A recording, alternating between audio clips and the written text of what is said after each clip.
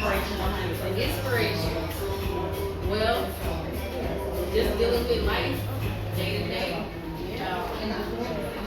Growing up in a predominantly black community, not realizing that the real world did not see black people the way I saw black people, or any other person, or any other race, that there was a true division, there was a true divide. There's definitely a true racial disparity in this country, and I got a chance to witness that firsthand in college. And then leaving college, graduating there, and going into the workforce, it became an even greater divide. And so what I said to myself this year, when kind of like the tables turned for me, I was working in the industry for 12 years, and my title, was pretty up there, senior level, and a very technical field. I just realized something that, the respect still wasn't there. And so you ask yourself, after going to school for however many odd number of years with 3 degrees, getting through the struggle of raising children and dealing with hate at work, dealing with troubles of society, dealing with traffic in this city, you just say to yourself, when do you catch a break? And what I started realizing is that you don't. Not for a black woman, you never catch a break.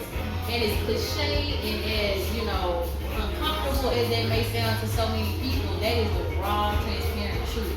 And my whole purpose of this book is to send out echoes of raw, transparent information for the universe to receive it, and so that the universe can correct it. The only way we can solve these issues is if we first start acknowledging that we have them. And U.S., America, we all know we have an issue.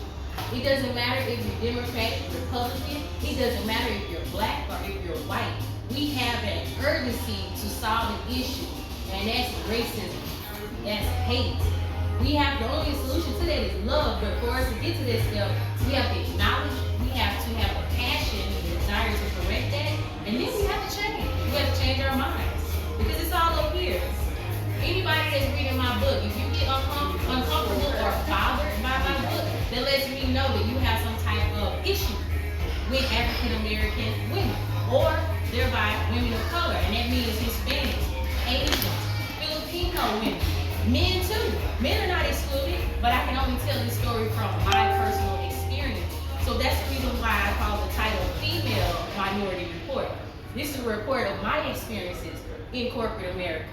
Now, that's not to take away from the great people that are in the corporate world. There are outstanding individuals that I know personally, that I am friends with, that are of other races. However, the ones that I encountered that didn't have a full understanding of what real equality looked like, they left a bad stain in my memory about that part of our society.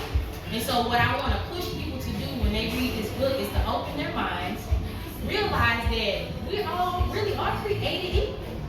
Despite our color of our skin, that should make no difference. I don't think that just because you have degrees either, that you should be set at a higher standard either. Let's be clear about that. What I'm saying is that we need to work towards equality, respecting each other. And the only way we can respect each other is if we are willing to learn about everybody's culture, including our own. There's so many African American people that don't know our history. They don't know the things that our ancestors, when I say ancestors, I'm almost even saying great-grandparents, had to endure and go through. Don't let that go in vain. Pick up a book. The information is at your fingertips. Go on Google, search these things, search our history, search the Equal Pay Act. Search the Civil Rights Act of 1964. Don't let all these marches just go down the drain. Let's not recycle everything that's already happened. Let's definitely push forward, educate ourselves, because a nation will perish because they lack knowledge. And that's something that you have to understand. I am coming to understanding that this year, and I'm not going to let anything stop me. We have to learn, we have to educate ourselves, and that's the reason why I put this information in a book. It's not all, serious. I put it in a satirical way for everybody to devour this information. But I want you, again, I keep saying, open your mind. I know it's impossible for a white woman to imagine being a black woman. But if it cringes you just to even imagine being a black woman and imagine how it feels to walk a day in my shoes each and every day. With the social pressures and the tensions that are out there, not just in the workplace, guys, it's in society. So let's work towards respecting each other. That's the reason why I wrote my book. We need the respect, and we need it now.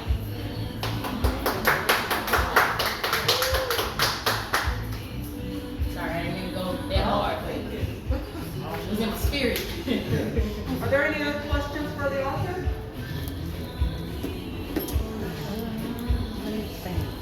Don't shy. Of course, Don't be never. shy. I was just saying, I finished the book last night. Oh. It was awesome, and, I am super, super proud of it.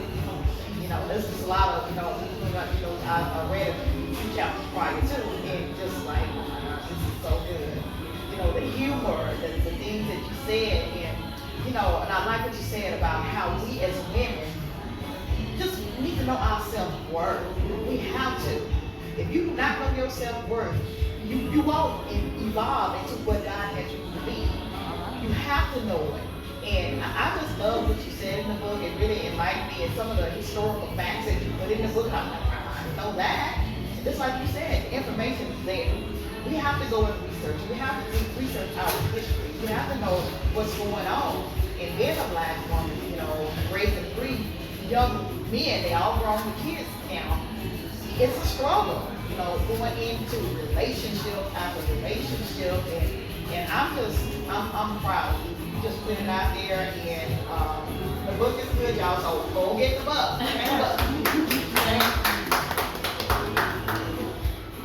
I'm not gonna lie, y'all. It was emotional writing this book. With all the satire that's in it, you gotta remember it was a lot of raw wounds, and that I hadn't healed from.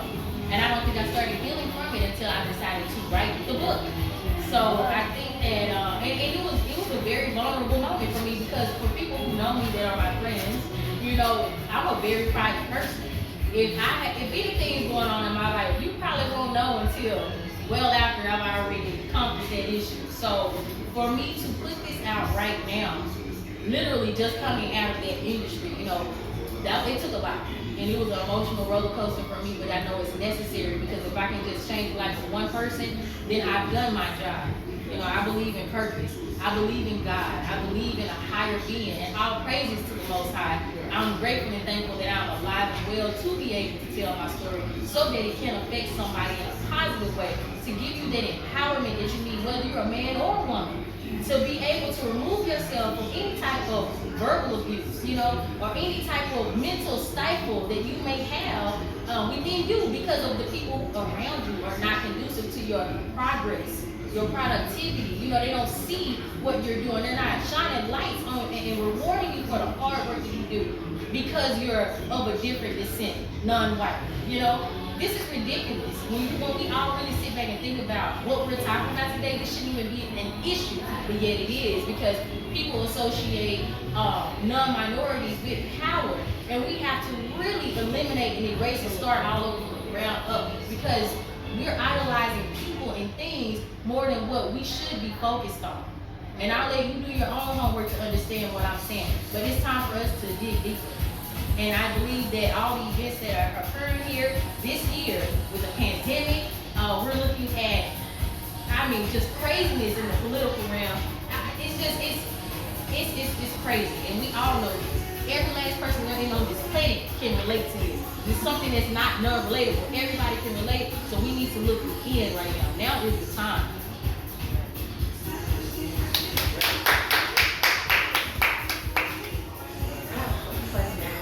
Being an African-American woman, being over 50, I experienced discrimination in the work in the corporate world. So can you in detail give us just one example, I know it's in your book, of how you overcome racism in the workplace? It's hard to even think back, to be honest, because those kind of moments, you try to erase it from your mind. You don't ever want to visit that place again, but I know somebody's going through that. So what I would tell anybody that's dealing with this type of issue, racism, discrimination of any form in the workplace, is to step back, never react automatically. You always think about what you want to say, but then you think about the correct way to say it. Because the reason why I say that is because, people are quick to denote you as an angry person. I had someone tell me that I was difficult to work with. And it's crazy because I'm like one of the sweetest people that you'll ever meet. And I'm just not just saying that because me, honestly, I really dedicate myself towards being kind to others because you never know what battles people are facing. But a lot of people will take that kindness for weakness. So what I'll tell any man or woman is to think before you react. Think and then respond. But be assertive. Don't allow anybody to tell you that your assertiveness is associated with being angry or dysfunctional or uneasy to work with. Make sure that when you're going to your performance review, because I've had this done to me too, if somebody wrongs you, you make sure you say, oh, take your notes. Let me give y'all some tips. Take notes. If there's a list, if you know that you're working in a toxic work environment, you need to have your journal of notes, and you need to write what dates, what time, what person you had this interaction with, so that way when you go to your performance review, you pull out the notebook. Baby, they're not gonna be ready for that. And you say on this day, this time, this event occurred, and you as the higher up did nothing about it, so therefore I had to take matters in my own hands and address it head on. There's nothing wrong with you being assertive and taking up for yourself, because if you don't do it, who will? That's my answer for that. Note taking.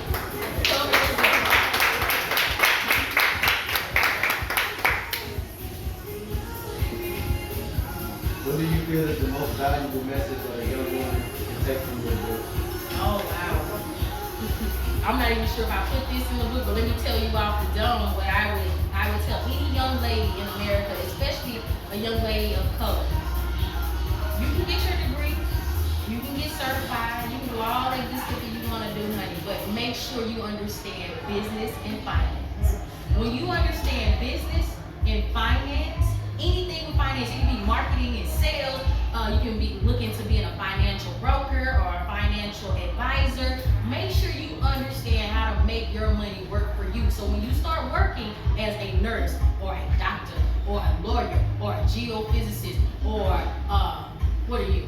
General manager. General manager, or all these other fields and opportunities that will present themselves to you because you have a degree or you have a certification or associates. Make sure that you know how to put some of that money away and not just sitting in a savings account. Learn how to trade stock. Learn how to talk with a financial advisor, or maybe you'll be that financial advisor so you'll know how to put your money into mutual funds, and you just sit back and relax, honey, and you go on that Mexico trip, or you go on that Jamaican trip, or you go to the UK and you go see the world, because life is too short just to be working a 9 to 5, requesting to get 2 weeks off in 1 year, or requesting to just get 1 month off in 1 year, because here in this country, we don't get up to a year pay, but in other countries they do. We don't have free medical here, but in other countries they do. And we have Medicare, yes, we have Medicaid, but what we're talking about, there are working people over there that's age 20 to 60, and they're out for a whole 365 days out of the year. They're getting paid with free medical and everything. Like I said earlier, research, research, research. It may be boring to you to want to get into the business world, the financial world, but honey, let me tell you something. It is so beneficial, because when you say you want to chunk the deuces adios, you can do that in confidence, because you know that you got 60 to 70,000 in that bank account somewhere, and it's still growing, and it's making money for itself. And that is something you will not learn at UTA or whatever other university there is out there that's going to teach you the things you're going into school for. So create that desire to want to be financially free and stable, because the only way to freedom is having your money in order. Don't let anybody tell you anything different. That's my advice to any young girl out there. I love it.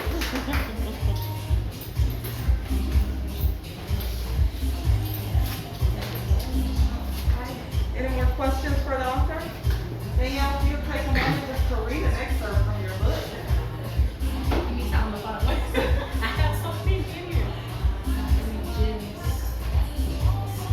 Y'all want it to be raw and uncut, or y'all want me to keep it simple and cute? Which one? You want both? Yeah.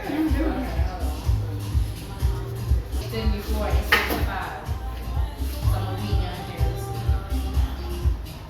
Okay, so here I'm talking about the level of toxicity at work, right? And I think, how many people have worked in a toxic work environment? Probably everybody in this room at some point. So here I say that, let's see, if I had to guess, there are a lot we do. So I was talking about being in a chaotic, physically and mentally drained workplace. I said, and it does not matter your race, culture, or any other category you can think of which systematically divides us. Most of us do. It is important for people to know that when you feel drained just by the thought of going to work, this is a bad sign. So how many people have like gotten up in the morning, you already had 8+ hours of sleep, and you waking up with bags, you tired, you already got a headache, you know, you feel like, oh, I can't go into work. And it may not be anything wrong with you, other than the fact that you are pouring yourself into negative energy. That was my life for the last 12 years. Every day it was a constant battle for simple things like respect. Every human should deserve respect and the freedom to be happy at the very least. You know, we gotta get up and get our coins. Okay, I got that, I'll accept that. Well, why can't I just be happy while I'm getting my coin? Why can't I be respected while getting my money? I got a family too, just like you do. I have responsibilities just like you do. I had debts in the family just like you do. I gotta go get that checkup to make sure I'm good, just like you do. So we're all human. I feel like we need to think about that. All these co-workers and these people at work, stop treating people like you're different from other people because you're not, boo-boo. No matter how high you want yours to be, that's in your mind. Let's humble ourselves. This year is the year of humbling ourselves and understanding who we really are. And I really do mean that. I don't know, look, I know you're telling me that. Come on, let me keep going. So this probably means the level of toxicity at your workplace is at an all-time high. I remember reading an article not too long ago about a black female nurse that worked so much that she committed suicide. I don't know how many people read that a few years ago. Nobody knew what she was going through. Not even her. That's a sad thing when you take your own life and your family couldn't see signs, and your friends, your closest friends couldn't see signs of stress. Stress to the point where you're willing to just take yourself out. And that goes back to what I said earlier. Be kind to everybody that you meet in life. Not just at work, in society. We don't know how many people out here battling something. Somebody on their second heart attack. Somebody recovered from their second stroke. Somebody recovering from the third time from having cancer.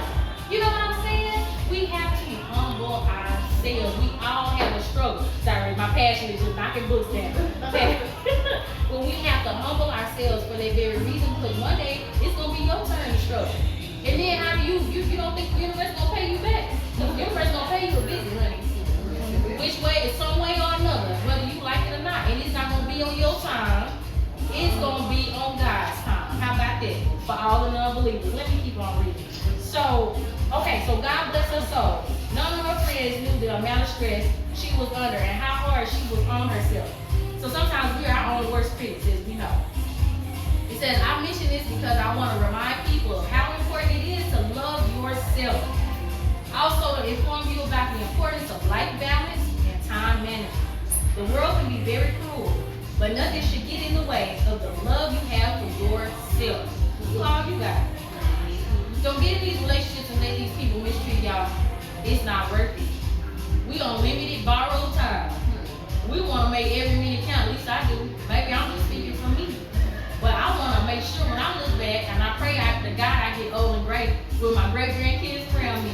I want to say, baby, I lived up. I have no regrets. You know, I danced in the rain with the storm. I didn't go in the house and wait for it to be up. I danced in it. You know, that's how I want us to be.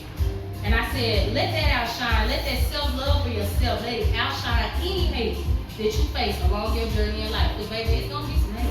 Especially for women of color, especially for my African American black women. I said it.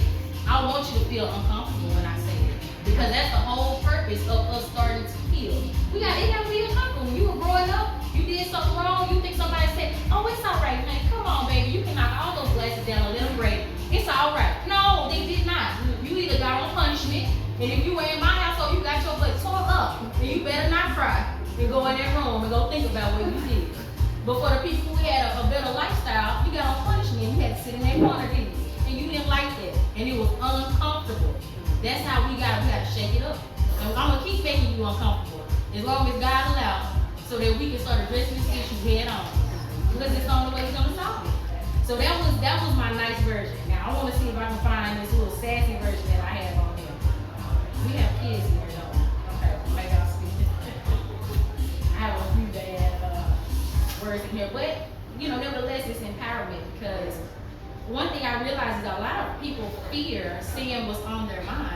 because they're in fear of what other people think.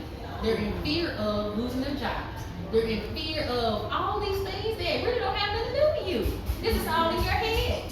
Fear is not even a real thing. But we don't realize that because we're so programmed to feel that emotion. So we run away from it. But baby, you're supposed to knock fear right down. Bust right through the door. I had to do it every day at work. Y'all don't think I was afraid when I was in those meetings? Because I was. You don't think I was afraid to stand up for myself, knowing that, oh, well, this could be my last day, but I did it anyway. I've encountered some executives, And you be ready to conquer it head on. Like, for example, I had my supervisor say to me, well, you know, I coached you on this, and so I may have to write you up. I want you to do your best. And I said, well, you got a job to do. If you do that, it'll be okay. I won't be mad at you. Y'all know he looked at me like I was 14 carrying crazy. Because at the end of the day, it's like, do what you feel you need to. But that doesn't determine my value because I know I'm better than that. Right? So it's having that confidence to be able to say and stand up for yourself and know, okay, well, if this is what the path that I have to take, then, or you have to take, it's not going to break me. I'm going to still say what I say, and I'm going to still do what I do, because I know if I'm adhering to what I need to, it's written and documented, you can't touch me, right? And I'm going to go ahead and document my side of the story, because it's always two, right? So I believe that these women, when we have that, or people hearing it, when we have that, they're going to mess with it. Because they feel like fear. Alright? But when you're not fearful, there's nothing that they can do. Nothing. They don't like that. Nothing.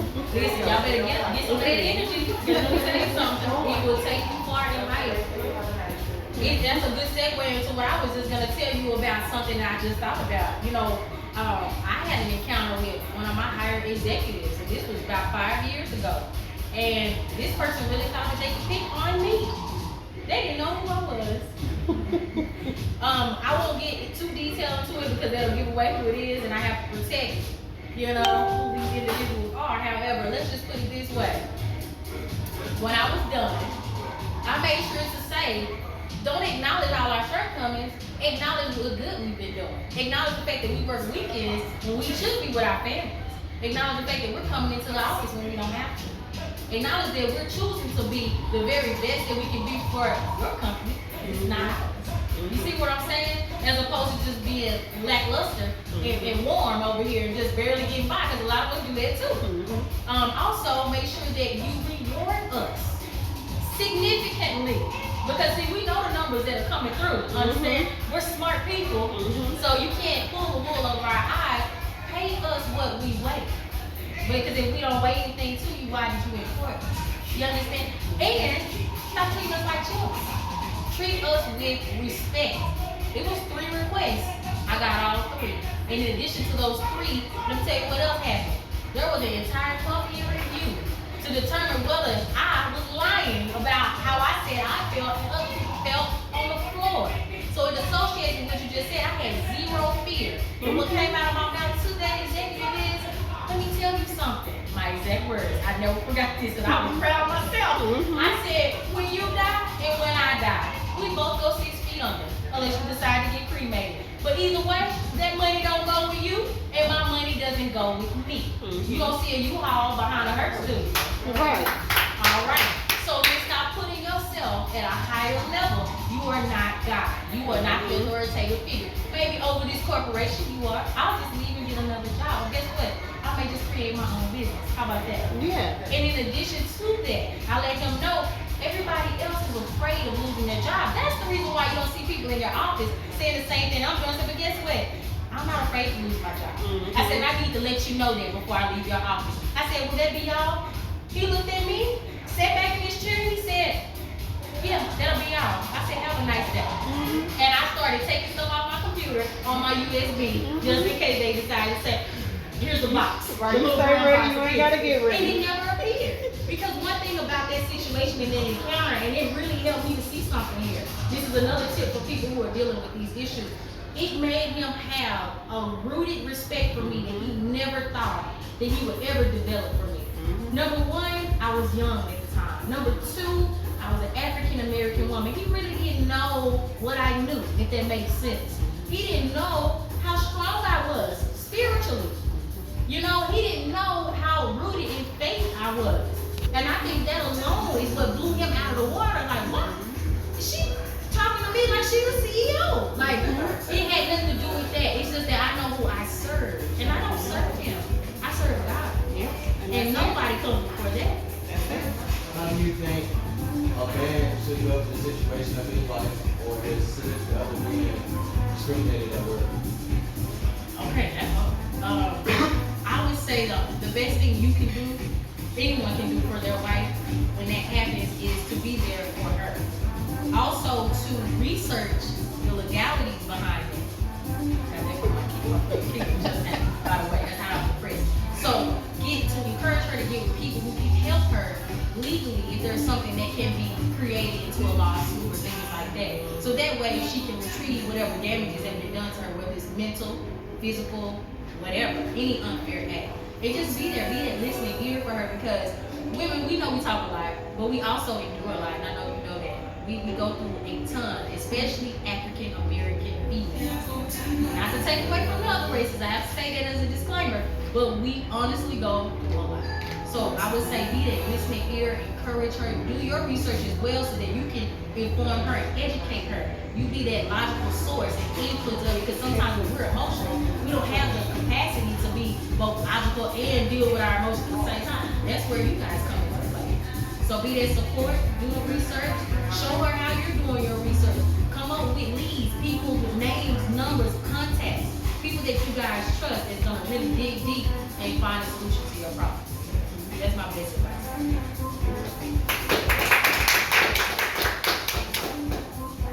Being an older African American woman, I learned, like you said, fear. You know, for years I struggled with fear, but when I was younger, you know, I used to walk in my with company and stuff. You know how we black women is like wearing our heels, walking here with your, like, it's me, it's about me, it's not about how we do it about this. And I overcame a lot of things, and people, respect me, even the other races, the guys in my department in corporate world. They would touch me because they said, well, she's not afraid of anything because I had to overcome fear. And then I learned that fear is your worst enemy, and how you overcome that is about trusting in God. I mean, so, like you said, and when I hope, you that you wrote up this book, what steps are you going to take to encourage the young females in colleges, that's fearful right now, that's going through the races around the world? Oh my God, that's such a powerful question, because I've been contemplating that for the last few months, even before I released this book. And my goals, my aspirations, and my vision is to take this thing global, not just national. National is going to be easy to do, but I'm going to continue the path that I'm on with doing these interviews. I'm going to give it to them raw, uncut, and unfiltered, but in a way that everybody can receive it, that they can digest the information, and encourage people who have African American Black women as friends. Talk to them. Stop being so superficial. Dig deep and really become their friends, because we could use more friends, more real friends. And when we start understanding, because it's all about a misunderstanding, you understand? This racism and stuff, and it's spiritual too. But that's a whole other book. But right now, we're just going to keep the service and say that when we become real friends and partnerships, when we really do women supporting women, men supporting other men, which they do well in, it's the women. We need to stop being jealous. We need to stop trying to tear each other down. It's not just in the African American race, it's across the board. When we start realizing what really matters and understanding the human experience for what it is, we can really start engaging with each other on a productive level, where it's like, you're great at everything, but you're great at putting business plans together and creating a business from the ground up. My sister Kathy, woo! Lord, I wish we was blood. We just like, this lady here is phenomenal. I don't even think y'all know who is in here right now, but she is a supreme collaborator, and she's also the founder of Collaborating Voices. You know what I'm saying? So when we have powerful women like this, Lakisha, master event coordinator, look at what kind of role we in. Look at how beautiful She is. She did that. When we encourage our other queens to get out there and step out on faith and do the things that our hearts really truly desire, because everybody is born with a massive talent. We just haven't found it yet. But if you're consuming yourself every day with somebody else's plan, how are you gonna find your way? How are you gonna find your talent? How are you gonna find your vision? So I'm gonna use this book as a source of light, it's gonna ruffle a lot of feathers. It already has. But I want to use this as a source of, hey, this is how we come together on a comical level, but yet an insightful level to understand and break down. These are issues, these are systematic issues that need to be broken. They need to be come out. We need to wash this away. Because if we don't wash it away, then we're gonna continue to repeat the cycle of hurt, pain, misunderstanding, racism, whatever you want to call it. Our generations particularly will continue to suffer because we're not learning the lesson that needs to be learned. And other races are not either. If they're still holding their nose up in the sky thinking that they're better, we're still not getting it, are you? And so then we will still continue to be punished. This pandemic, this ain't nothing yet. You understand what I'm saying? So I just plan on taking this book on the road, honestly. I gave you the long answer, but it's short. I plan on taking this book on the road, and when things get better, and I do believe in my heart they will, even if they don't, I'm going with my face mask on, with female minority report on it, and I'm gonna talk at this, even if it's 10 people at a time. But I want, like I told you, it's just one person's mindset that I can change. And my target audience really isn't just African American people. I want it to be Anglo-Saxons. I want it to be Hispanics. I want it to be the Asian community. You know, the Asian community probably didn't know this, but we're brothers and sisters. You know, so there's black people that live in the tribes outside of China. But when you don't travel or you don't read, see, you can travel in a book. That's what people not understand. You can travel in a book. So when we start learning to open up our minds, I keep saying, open your mind. We have to open our minds to anything so we can allow everything that needs to come in to pour in. When we narrow tunnel vision, you probably passed over a female or a man who could have gave you $1 million idea. And y'all could have been working on something together, and baby, the sky's the limit. But like Chris Rock said, the limit is the sky for black people. But the reason why is because we don't open up our minds. You know what I'm saying? So we need to really start thinking collaboratively, in a collaboration, like how Miss Kathy's foundation is set up. When we start collaborating, seriously, look, sorry to make you like the, but I'm just saying, when we start collaborating and putting our ideas together, and we talked about this before everything started, oh my God, you will be surprised how far we can get. I'm returning from my own self. Sorry, You keep saying my name. Yeah. Okay, so my question is, first of all, I'm very proud of you. And I'm going to be using your book. And I say different too, because you know I am, for white folks. The book, what you described is, and you put it in the book, I think most of us, I think we do it once we get older. We're going to get on a job, we ain't going to talk to nobody. I done learned my lesson from the other job, putting myself all into the job, and at the end they didn't care about you.